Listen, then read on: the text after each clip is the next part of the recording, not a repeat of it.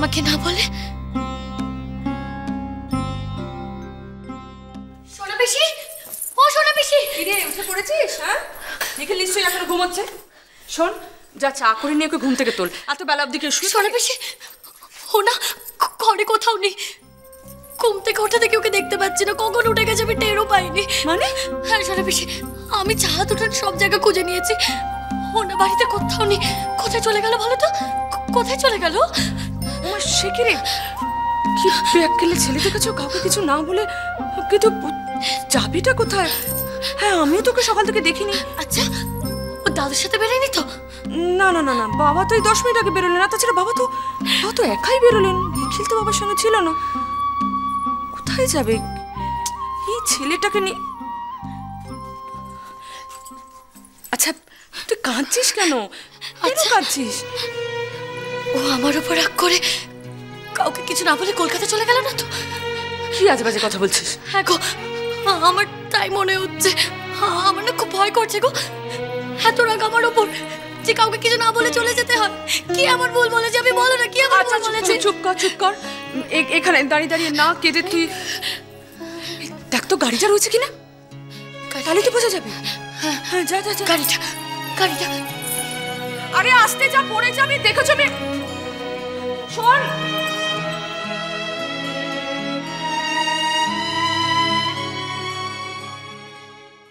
মা গো, মা, ও মা, কি হয়েছে মরি?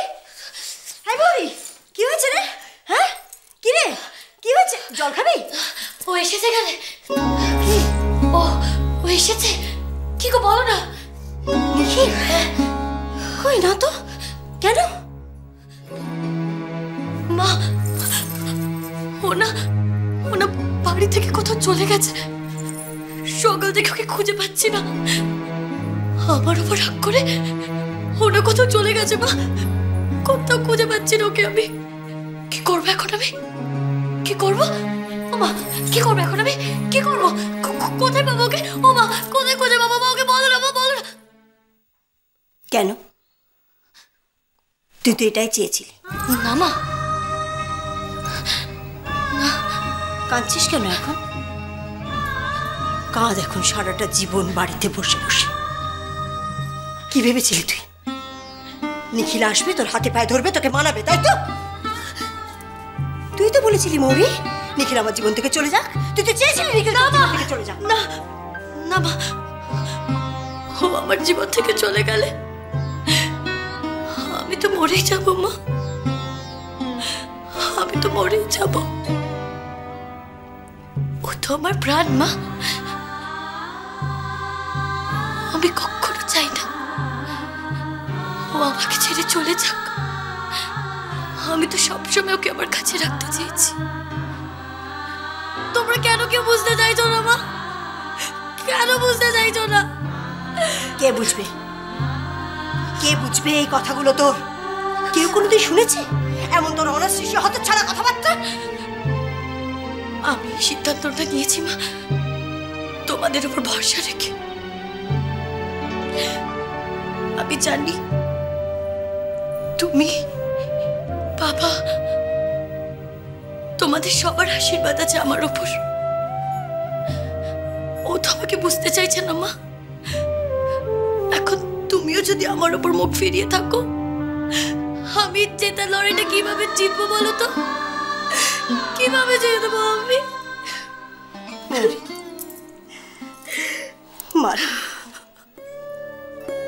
বাবা মার আশীর্বাদ সবসময় তার সন্তানদের উপর থাকে মা, সবসময় সন্তানদের উপর থাকে। আমি মুখ্য সূক্ষ্ম মানুষ মা, আমি তোর এসব বড় বড় কথা কিচ্ছু বুঝতে পারি না। শুধু এটুকু বুঝি, তোকে নিখিল খুব ভালোবাসে।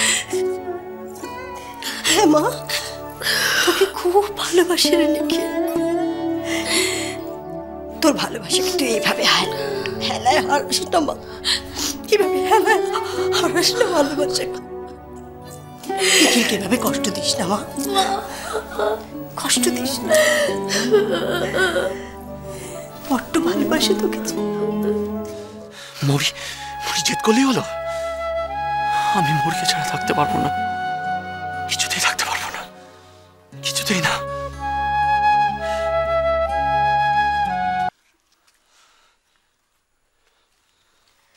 কি হলো নিখিলদা? মৌরি তো পণ করেই বসে আছে না, তোমার সাথে যাবে না?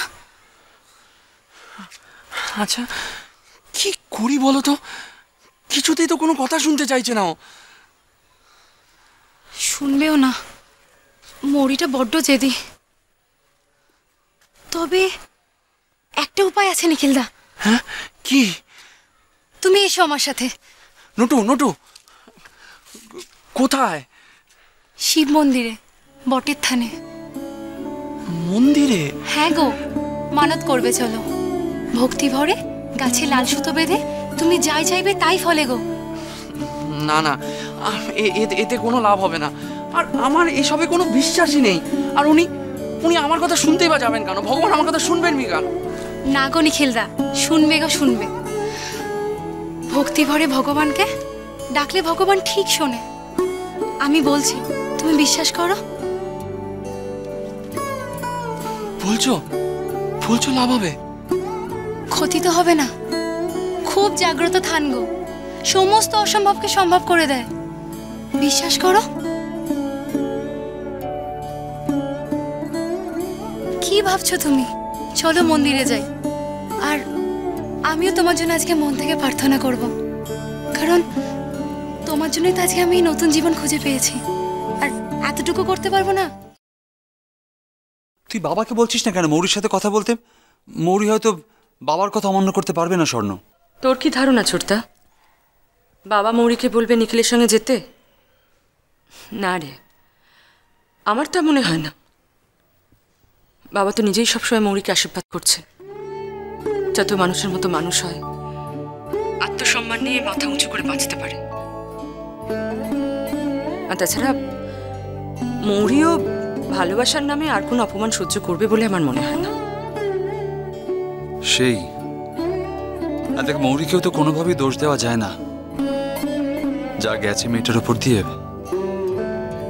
বৌদি নিশ্চয়ই ওখানে মৌরিকে খুব বাজে বাজে কথা বলেছেন। বৌদিকে তুই জানিস ছোটদা, ছাড় না ওসব কথা।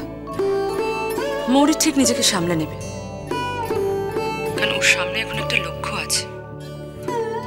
কিন্তু কিন্তু আমার ভীষণ চিন্তা হচ্ছে নিখিলকে নিয়ে রে ছোটদা। ছেলেটার মুখের দিকে তাকানো যাচ্ছে না, এতই ভেঙে পড়েছে যে আমি এখন ওকে নিয়ে কি করি বলতো?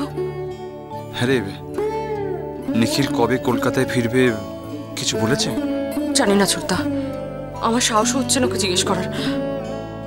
এত আনন্দে ছিল মৌরিকে নিয়ে ফিরবে বলে। জানিস ছোটদা, নিখিল প্ল্যান করে ফেলেছিল যে মৌরিকে নিয়ে ও আর ওই বাড়িতে উঠবে না, আলাদা থাকবে। কি বলছিস কি স্বর্ণ? তার মানে তো মৌরির সাথে না ফিরলেও নিখিল যে বাড়িতে ফিরবেই তার কোনো নিশ্চয়তা নেই। আমি ঠিক এই ভয়টাই পাচ্ছিলাম। স্বর্ণ, বৌদি যে কি বোকামি করলো না। ও কেন এত রাগ করেছে ঠাকুর? কেন এত রাগ করেছে? আমি কি এমন অন্যায় করেছি? ওকে বোঝাও না ঠাকুর, বোঝাও না। এতে তো আমাদেরই ভালো হবে, বলো?